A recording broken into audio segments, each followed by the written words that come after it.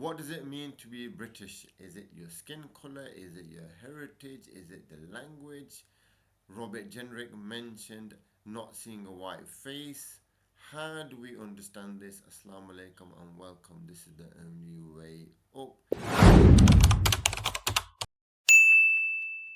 There seems to be a big change in the world and the way people are viewed. We've got to that stage where how people are viewed. First, it was universal, you're a human, you had human rights wherever you are in the world, and now it depends where you're born, how you look, what you say, and the way you present yourself. So, what's going on with all this, and why is this change happening? Yes, Uncle Shani. So yes, Robert Jenrick, he went to an area of Birmingham, out of all areas in the world, a country, and he made this comment, which was picked up by someone who was there, about how he went there and he was really surprised that he couldn't see a white face. Now, if we went somewhere and said we can only see a certain color, not the others, anybody would brand you racist. So what's actually happened is he's come out and just said, I'm just stating the obvious. It's just a statement of fact.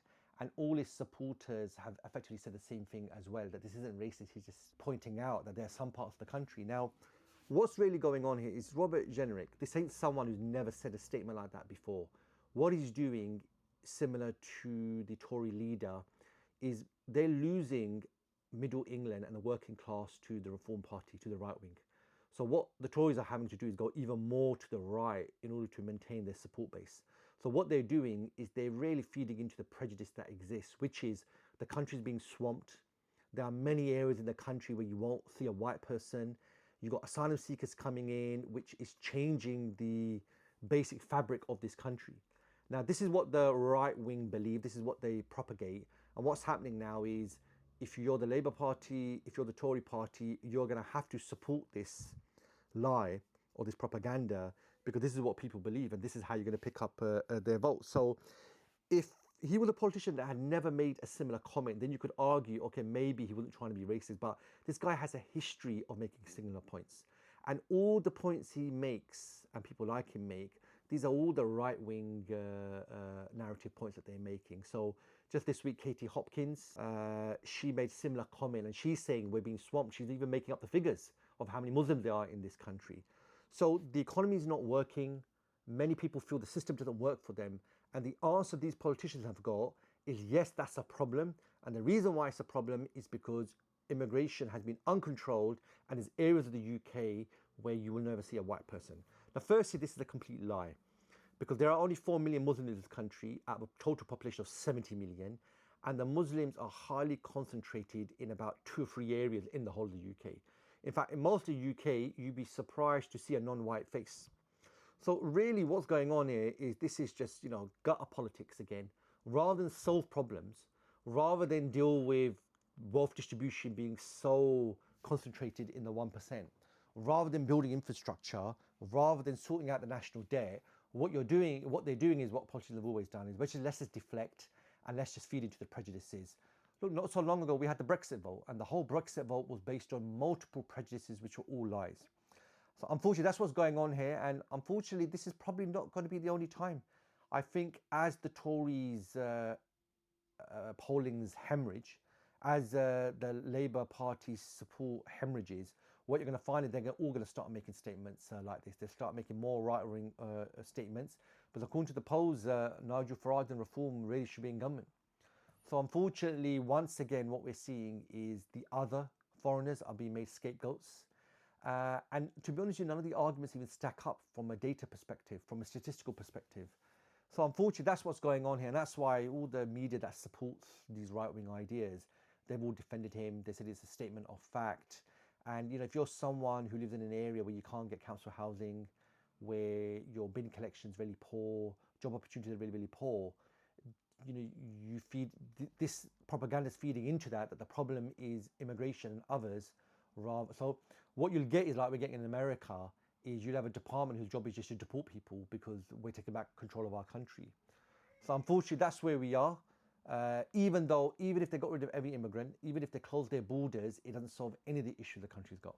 Yeah, and I'm just going to begin with the ayah of the Quran. Allah says in Surah in Nisa, O mankind, fear your Lord, who created you from one soul and created from it its mate and dispersed from both of them many men and women. So, this ayah is talking to all humans: Brits, Canadians, Jamaicans, Ghanaians, Pakistanis, wherever you are from the world, that actually your baseline is to fear Allah because He's the one who made you as humans. As humans, not as blonde people, not as blue eyed people, not as white people, not as short people, not as tall people. So, why is it that people end up distinguishing from the skin color? What is it that's so obsessed about the skin color that we have to distinguish and make that the demarcation of deserve or don't deserve? Have sympathy or not have sympathy? Should starve or shouldn't starve? Should suffer and shouldn't suffer?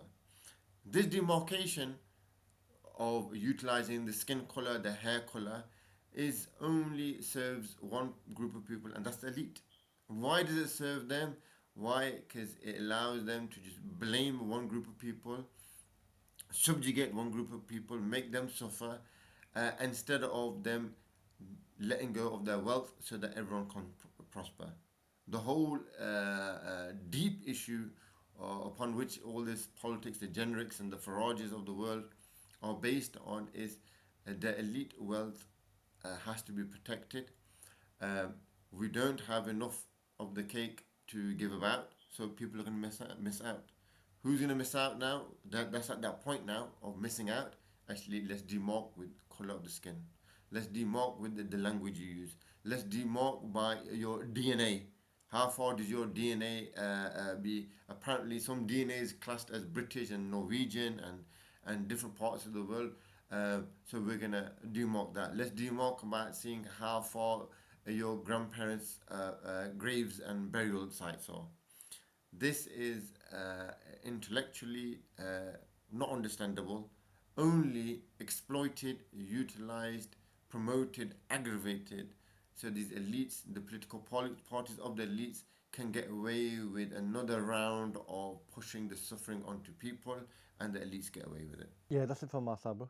Yeah, and I was just doing some research on this topic of um, is is the West really financially struggling or what's going on? And a quick search on FTSE 100, top 100 companies in the UK, how much profit did they make last year? Any guesses? Leave your comments below. 150 billion approximately profit, clear profit in 1 year. That they've already done the R&D investment, they've already done the infrastructure investment, they've already paid the wages. After everything, the what is the profit? Clean profit left, 150 billion pounds. Now that's 2024, 2023 similar, 2022 similar, 2021 similar. So this suffering of the last 10, 15 years, why has it been going on? Because at least just in the FTSE 100, they made more than £1 trillion of profit. £1 trillion of profit sitting in their pockets, sitting in the pockets of the elite, offshore, hidden away. And these, you can't even call them politicians now.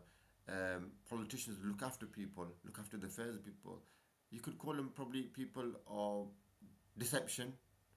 They are protecting the elite, protecting their pockets, and now they're turning it the screw even further and drop their moral stance even further to say there's a certain class of human being based on color, based on X, Y, and Z that doesn't even deserve certain aspects. So let us know what you think. Leave your thoughts below. Leave a comment. Share your views. Jazakallah khair for listening. And Assalamu alaikum wa rahmatullahi wa barakatuh.